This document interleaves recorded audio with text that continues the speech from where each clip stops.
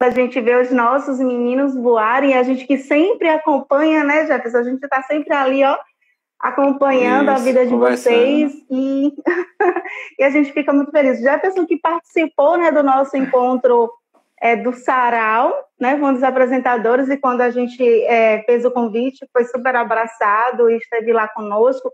Saiu de Algodões. Jefferson que não mora na cidade de Euclides da Cunha, gente, de Algodões, e enfrentava a estrada todos os dias para vir assistir aula, né? E depois foi morar em Aracaju, formado em farmácia pela UFS, né? Hoje atuando na área de saúde e na coordenação de vigilância sanitária em Quijingue, com a farmácia também já na sociedade. Isso nos deixa muito feliz, Jefferson, saber assim que a nossa cria, eu costumo chamar vocês de cria. A gente acaba...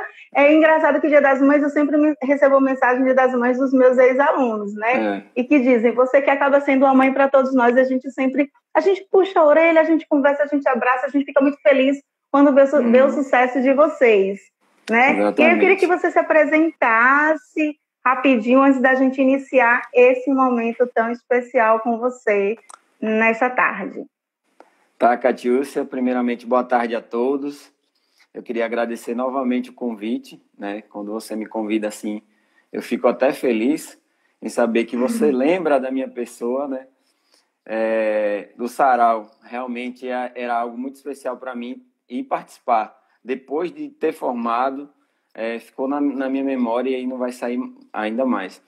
Falando do SESC, para mim foi uma escola que me deu norte para que eu entrasse na faculdade, né? Antes de eu entrar no colégio SESC, eu não tinha essa visão do que era ser um estudante de faculdade, né? Ter um futuro promissor. Foi a partir do SESC e dos profissionais do SESC que eu me interessei. Inclusive, foi até Gustavo que me indicou que eu fizesse farmácia, que eu falava que era bom em biologia e química. Foi até Gustavo que me indicou, quero agradecer a ele, né? Que se hoje eu estou formado foi pela dica que ele me deu. E aí o Colégio SESC me deu todo o suporte para que eu pudesse, né, buscar os caminhos. Então, Catiúcia, eu quero dizer que é um prazer, o que precisar de mim, que tiver ao meu alcance, eu irei fazer. Eu amo muito esse colégio, eu acho que foi para mim essencial. Conheci muitas pessoas boas, inclusive você, né, Iranice. Então, só tenho a agradecer por todo o carinho que você sempre teve, desde do colégio, depois na faculdade e pós-faculdade. A gente está sempre conversando, trocando ideias. Então, eu quero agradecer pelo carinho só. E que a gente tenha um bom papo agora e possa ajudar aí os colegas. Fico feliz que os nossos professores possam plantar essa semente, né, em vocês. Eu acredito que os professores, eles têm, de fato, esse dom de plantar sementes e vocês desabrocharem.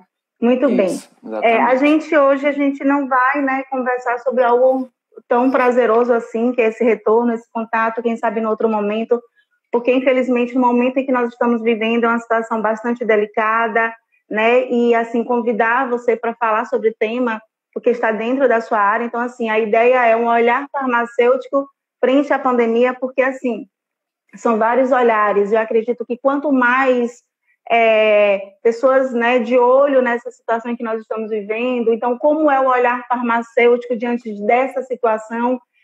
Poucos sabem, Jefferson, mas nós não estamos vivendo a primeira pandemia, né? O mundo ele já enfrentou outras pandemias em outros momentos. Nós tivemos a peste negra, que devastou a Europa lá em 1934 e 37. Nós tivemos a gripe espanhola, que, por sinal, chegou aqui ao Brasil lá em 1918, há 90 anos atrás, né? E agora nós estamos diante de mais uma pandemia e em tempos completamente diferentes, né? A globalização, não sei se é devido à globalização, não sei o que está acontecendo, mas assim, eu ouço muito de cientistas, inclusive, de que nós estamos vivendo uma das maiores pandemias, né? E aí a gente pergunta, como assim maiores pandemias? Já tivemos outras? Sim, já vivemos outras pandemias. E como Jefferson, de fato, estamos vivendo a maior pandemia global da história? Antes da gente começar a te responder, é importante que a gente saiba o que é uma pandemia, né? Então, a pandemia é quando ela se torna global. Ela sai de uma epidemia que é local, uma doença local, e ela se torna global, e a transmissão ela se dá através de duas pessoas ou mais, né? Através da fala, né? Do contato. Então, pandemia é quando uma doença ela sai de um local e se torna global, que foi o que aconteceu com a Covid 2019. Ela começou lá em Wuhan, né? Na China, e aí agora está no mundo todo, devastando tudo aí, né? Voltando para a sua pergunta, se estamos na maior pandemia global da história, a gente pode citar dois referenciais. O referencial morte, se levar em consideração morte, nós não estamos na pior pandemia do mundo. Porque, como você falou, a peste negra matou lá por volta de 75 a 200 milhões de pessoas na época, né? A gripe espanhola matou de 50 a 100 milhões de pessoas, né? Então, colocando como referencial a questão de mortes, nós não estamos nem perto da pior pandemia que teve no mundo. Agora, quando o referencial muda, e o referencial vem para isolamento social, eu acredito que sim. Aí nós estamos vivendo a maior pandemia do mundo, levando em consideração o referencial isolamento social. Eu acho que nunca se viu um mundo mobilizado, as pessoas ficarem em casa, manter o distanciamento social, a questão de ficar em casa. Eu acho que eu li algumas matérias, eu nunca vi, né, alguma pandemia que fizesse tanto como essa está fazendo. Então, resumidamente, se a gente levar em consideração o nosso isolamento social, estamos sim vivenciando a maior pandemia do mundo. Agora, se levar em consideração o referencial morte, não estamos vivenciando a maior epidemia do mundo. Graças a Deus, as medidas elas foram bem tomadas, né? Na época da peste negra ou da gripe espanhola, acredito que a tecnologia não era, né? A OMS não atuava como atua hoje, dando orientações de ficar em casa. Olha que isso começou de ficar em casa lá em dezembro do ano passado, né? Já se passaram aí 9 meses, né? Então, acredito que isso ajudou muito. Se não fosse isso, nós teríamos outra peste negra, outra gripe espanhola. Infelizmente, a nossa saúde ela atualizou. Os meios de comunicação dessa forma, utilizados dessa forma, ajudam a saúde, ajudam a educação. Então, acredito que não estamos vivendo a pior pandemia em relação a mortes, mas estamos vivendo a pior pandemia em relação ao isolamento social. Acredito que é isso. Entendi. E aí, assim, a gente se assusta, né, Jefferson, porque hoje mesmo saiu o resultado de 100 mil mortes aqui no Brasil, né? Então, a gente, como nós estamos vivendo esse momento agora e a gente não tem também tanto conhecimento de tempos passados, né? A gente se assusta e a gente se angustia, é uma angústia, né, geral. E aí, quando a gente se depara com o número de mortes, a gente para e reflete mais uma vez e pensa. Então, assim, quando você fala sobre realmente o fato da OMS estar mais, né, atuante, né, nós não tínhamos, de fato, não existia uma orientação, mas, assim, esse número, né, esse número de mortes, embora a gente, como você acabou de falar, já vem desde dezembro do ano passado, né? E aqui no Brasil a gente percebe que ela só cresce, esse número só cresce. A gente poderia denominar isso a quê? Você, enquanto coordenador de vigilância sanitária, né, que está, de certa forma, à frente também, né, na linha de frente, na área de saúde.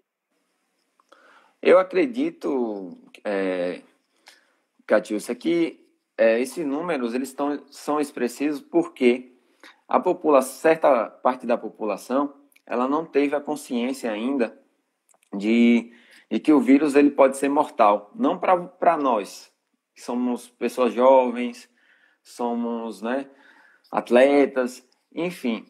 Mas o vírus ele tem uma transmissão muito forte. Eu costumo dizer que assim, o vírus ele é normal, ele é um vírus da gripe. Só que a facilidade de transmissão é bem maior que o vírus da gripe, tá? E a gente só vai se dar conta quando chega a esses números. O que quer dizer com isso?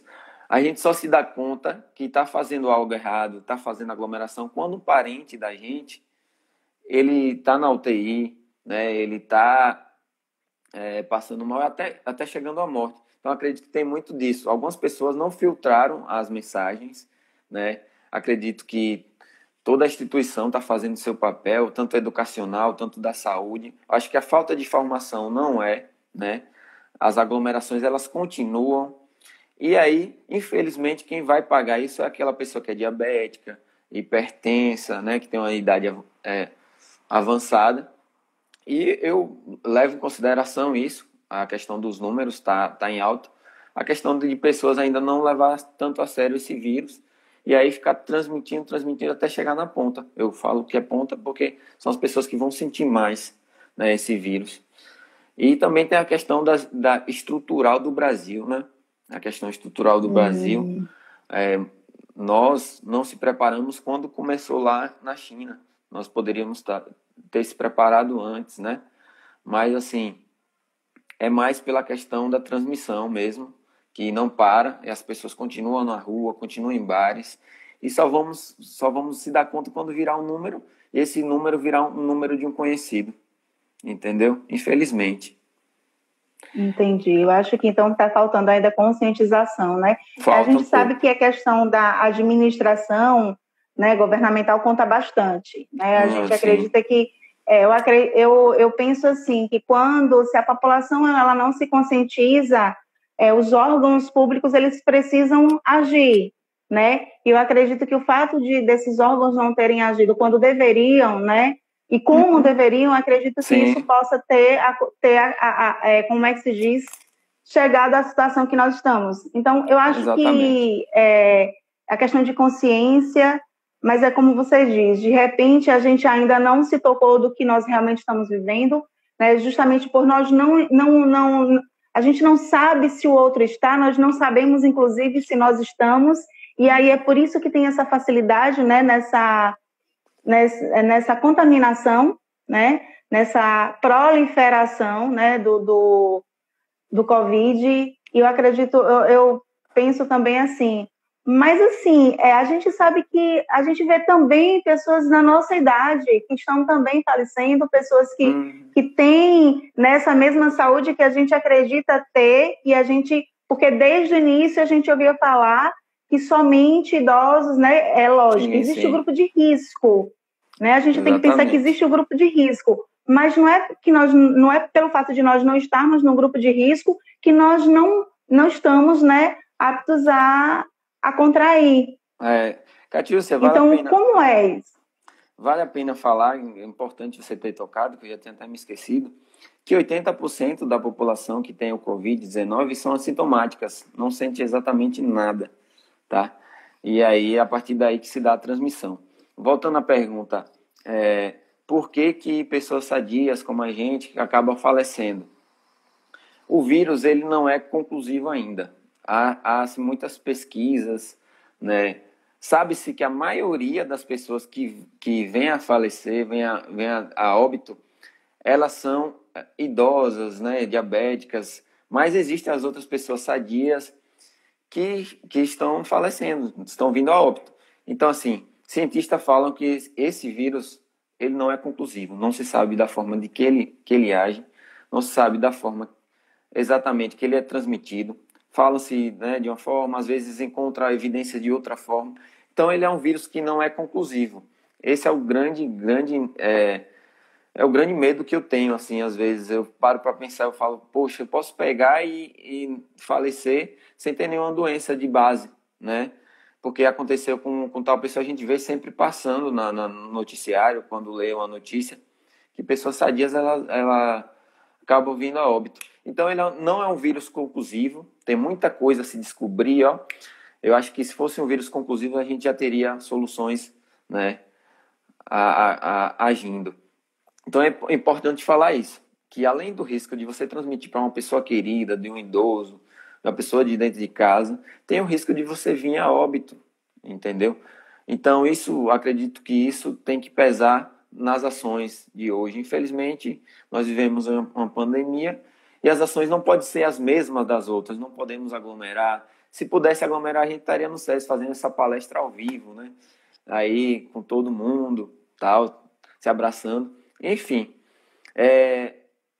eu acredito muito nisso. Eu acredito que as pessoas sadias que estão falecendo ou têm uma doença de base que não descobriu ainda, né, que quando vai descobrir já é tarde, tem uma doença e não conhece a doença, ou realmente esse vírus ele é mais letal do que toda a comunidade científica ela fala.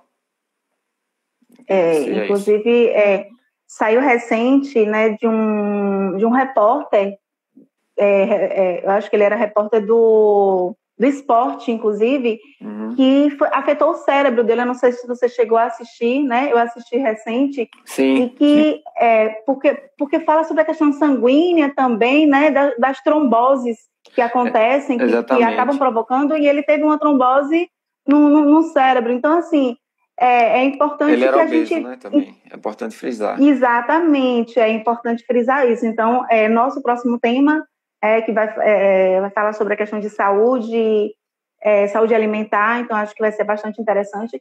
Mas, assim, em relação a quando você fala sobre não sabermos ainda, né, não é conclusivo, então nós precisamos pensar nessa questão, não é conclusivo. Então, assim, nós não sabemos o que de fato afeta, existe um sintoma que de repente é leve, que se agrava, e esses sintomas, quando eles se agravam, um exemplo, quando a gente sente alguns sintomas, sobre a questão da medicação, né? Você, enquanto farmacêutico, a gente sabe que nós, né, somos...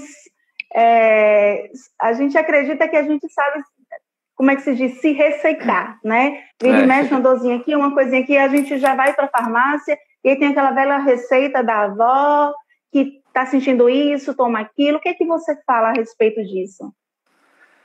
Catiúcia, temos quantos minutos ainda para falar? Nós temos mais 20 minutos de fala e depois a gente abre para as perguntas e respostas. Pronto. Antes de eu entrar nessa pergunta, eu queria falar um pouco da importância da vigilância sanitária no município, uma cidade como a minha, como a sua, Euclides, Quijingue, né, a importância da vigilância sanitária nesse momento, né? E deixar aqui que farmacêutico é habilitado para ser coordenador dessa área, é uma das profissões que pode trabalhar na vigilância sanitária, deixando aí para quem queira fazer e gosta da vigilância sanitária, né? Algumas ações são importantes para que a gente diminuísse o tempo de chegada do vírus até aqui.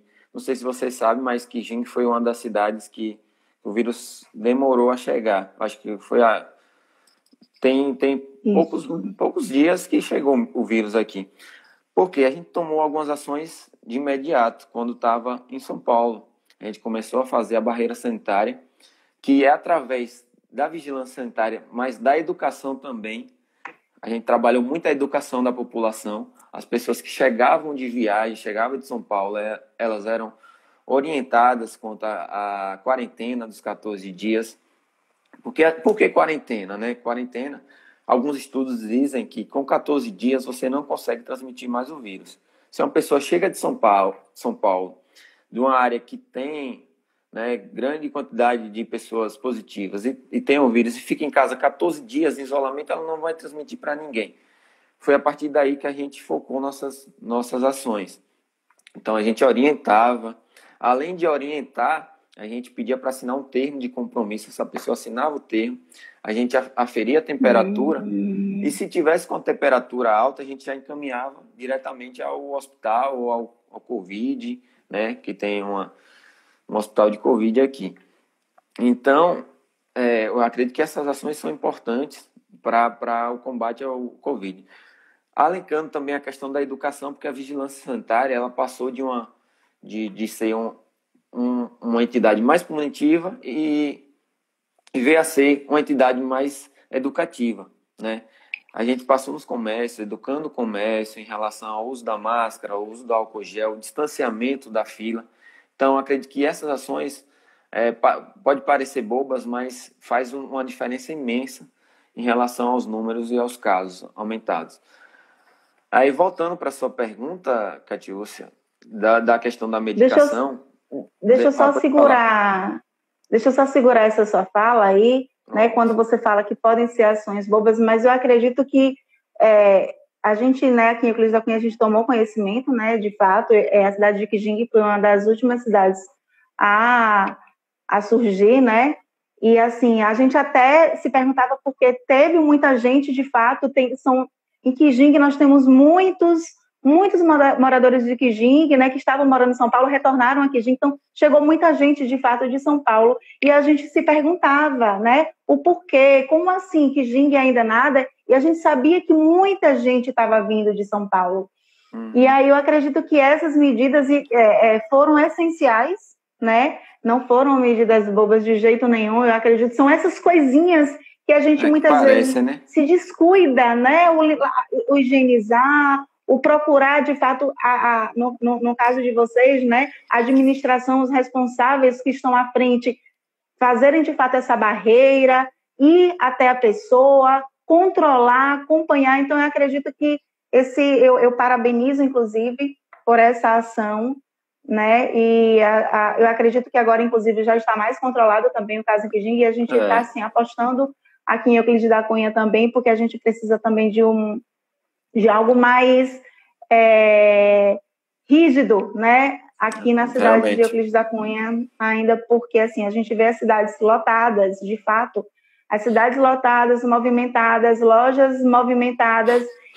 Na verdade, somente as escolas estão nesse distanciamento, né? Isso. Somente as escolas, porque todos os outros órgãos continuam trabalhando, continuam movimentando. Eu, às vezes, assim, eu saio, eu tenho muito medo de sair, inclusive, porque a cidade está lotada. Então, eu acredito que seja mais questão de... A administração, ela conta bastante. Tem a nossa consciência, mas eu acredito que a administração conta bastante. Eu acredito que essa ação de vocês foi fundamental, né, para esse momento. Todas as secretarias aqui se mobilizaram, se juntaram à Secretaria de Saúde e a gente fez um bom trabalho. As colegas de trabalho também, desde Nayara, todas as coordenações. Então, acredito que a União e a administração, ela tem que ser líder nas ações. Se ela falar, vamos abrir, todo mundo vai abrir e vai para a rua, não adianta. Vamos fechar, vamos se organizar, vamos ficar em casa, todo mundo vai ficar em casa. Se não ficar, tem todas as regras a seguir, né? Porque como líder dita as regras. Deixa eu te dizer... vamos falar agora dos medicamentos? Então... Vamos lá. Vamos para outra área que eu trabalho agora, que eu vejo bastante, que é a farmácia. Eu tenho uma farmácia aqui em Algodões, graças a Deus. Tá indo bem. E eu vejo muita pergunta. Jefferson, por que você não indica para mim a hidroxicloroquina? Por que você não tem a cloroquina na sua farmácia? Por que você traga para salvar nossas vidas? Aí a pergunta que eu faço ao cliente será que eu vou salvar ou vou piorar a sua vida? Por que eu falo isso? Porque assim, o medicamento, ele mal tomado, ele pode trazer mais prejuízos do que benefícios, tá? No caso da cloroquina, a hidroxicloroquina, ela é um antiviral, né? Ela é usada para doença de lúpus, artrite reumatoide, essas doenças, né, de reumáticas. E aí, saiu um estudo dizendo que a cloroquina e a hidroxicloroquina diminuía o perfil, né, diminuía a chance da pessoa morrer se caso pegar o Covid. Só que aí outros estudos foram feitos, inclusive da OMS, foi feito um estudo, e foi comprovado cientificamente que o uso da cloroquina e da hidroxicloroquina, ela não altera nada no curso da doença. Não altera. A OMS até parou os estudos, né? Eu acho que mês passado parou os estudos. Então, antes de você ir à farmácia pedir um remédio, procure bases científicas, procure um farmacêutico, um médico, alguém entendido, para ele te explicar realmente de que forma é que age o medicamento, de onde foi que saiu essa conversa de que faz bem para o Covid. Porque, assim, no momento, nenhuma entidade que eu li, a não ser o Ministério da Saúde, que eles têm os kits prontos, nenhuma entidade falou que a hidroxicloroquina ou a cloroquina, falou não, fez estudos afirmando que ela tem um efeito positivo para a Covid-19. Então, acredito que é mais perigo do que benefício. né?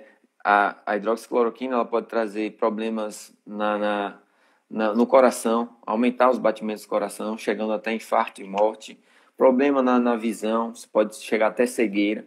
Então, são esses efeitos colaterais que a gente, além de ser tóxico, que a gente orienta ao cliente, aí ele não está buscando, né, qualquer remédio que saia na mídia, entendeu?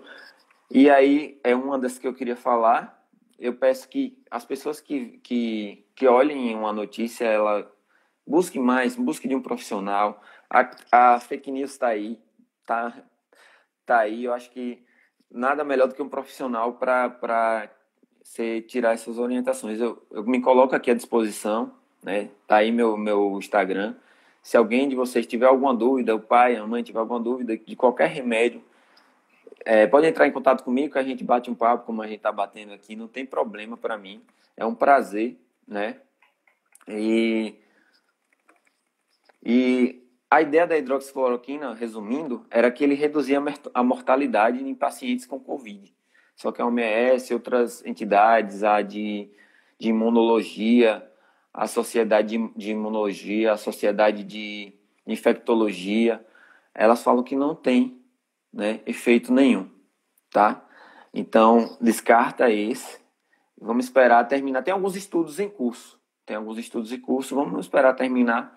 Vai que a gente está aguardando, né, ansiosamente ao medicamento. Outro medicamento importante falar é a questão da ivermectina. Eu acho que todo mundo conhece a ivermectina. Ele é um antiparasitário usado para combate a piolhos. Quem nunca teve piolhos, né? Verminose, sarnas e bicho geográfico, né? Só que aí, acho que foi na Austrália, publicaram um estudo informando que o remédio conseguiu parar a replicação do vírus. Então, ele parava a replicação do vírus, consequentemente, o paciente ele se curava da doença. Mas isso, Catiúcio, é uma coisa importante falar, que foi testado in vitro, né? Aí há uma diferença de in vitro para humano. Alguns estudos indicam que a pessoa, para ter esse efeito, teria que tomar 1000 vezes a dose que a gente toma hoje para piolho, para verminoses, entendeu? Então é muito complicado você. Eu convivo com isso. É muito complicado você indicar um remédio, a ivermectina, por exemplo, sendo que não tem base científica nenhuma. E porque se deu um aumento, eu acho que acabou a ivermectina na região, não tinha lugar nenhum. Por que se deu esse aumento de busca dessa ivermectina? Porque, segundo algumas pessoas, essa ivermectina ela não traz mal algum. Então, se mal não faz, se bem não faz, mal não faz também. Usavam sempre esse jargão na farmácia, né? Eu falava assim, para tomar cuidado com o que vem da mídia. Sempre tomar cuidado, sempre buscar um profissional. Isso. Sempre buscar um profissional habilitado, um médico, um farmacêutico, um enfermeiro, qualquer profissional da área de saúde é melhor do que qualquer notícia. Eu sempre falo isso, às vezes me acham meio grosso, mas eu sempre uso isso, tá? Eu acho que acredito que essas duas tem a Anitta também, mas se for falar de todas que entraram aí no hall de tratamento da Covid, eu acho que a gente vai passar aí a noite toda falando dos medicamentos que foram usados. É verdade. Então, acredito que esses dois foram os mais importantes até então. Foi mais que a população. Eu vou contar um caso. Tinha uma paciente que era avó de um amigo meu, né?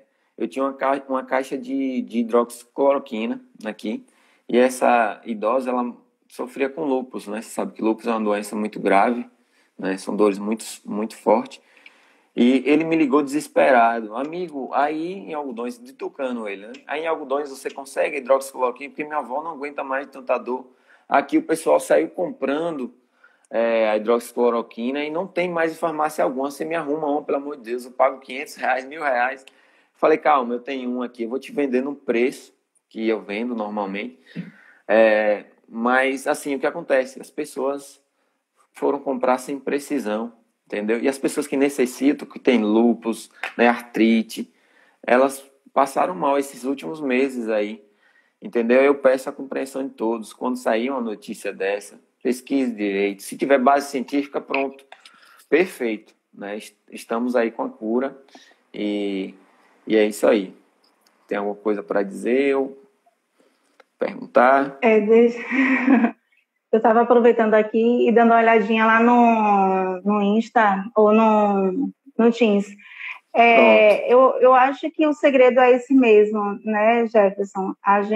Nós temos essa ideia de que a automedicação, a gente tem uma dor de cabeça, a gente toma um remédio, a gente tem uma febrezinha, a gente toma, mas nesse momento não é que a gente vai, com qualquer sintoma, a gente vai correr para o hospital, até mesmo porque essa não é a ideia, né, de correr para o hospital. Mas hoje, inclusive, alguns médicos, né, alguns farmacêuticos, alguns enfermeiros, eles estão atendendo de forma online. Então, sim, é importante buscar esses profissionais de saúde para não terem, né, ainda que ir para um hospital, por exemplo, para uma clínica, mas tentar uma consulta, sim, por que não, pela internet, de forma virtual, porque assim, eles estão aí, estão atendendo bem. Inclusive, a gente sabe que já existe até a receita, né, digital, em que, eu não sei se já chegou aqui, mas com certeza já os médicos já apareceu por aí, você que é farmacêutico deve saber. Então, assim, inclusive a receita, ele é mandado de forma digital, com QR Codezinho do médico, tudo direitinho. Então, o farmacêutico, ele vai fazer a leitura e vai entregar a medicação, principalmente para aqueles medicamentos que só são vendidos com prescrição médica. Então, gente, é importante buscar, né? Então, eu assisti algo sobre isso e aí já está nas farmácias, né? Então, não tem essa de estava fazendo um tratamento, continua o tratamento. Então, dá para continuar o tratamento de forma online, virtual. Dá para fazer consultas também, lógico. Quando o paciente precisa ser examinado, uma cirurgia, algo parecido, não. Mas, se é algo de consulta, se é algo sobre sintomas, eu acredito que dá sim para fazer e tomar cuidado com essa questão da automedicação, né? Eu aqui em casa sempre tenho o Dorflex para dor de cabeça, febre, aqueles chazinhos, a gente sempre tem. Mas quando você fala sobre esses medicamentos, né, que começaram a ser falados, inclusive foram defendidos, né? Foram defendidos por órgãos em que deveriam estar cuidando da população, órgãos que deveriam estar, né? Não pode.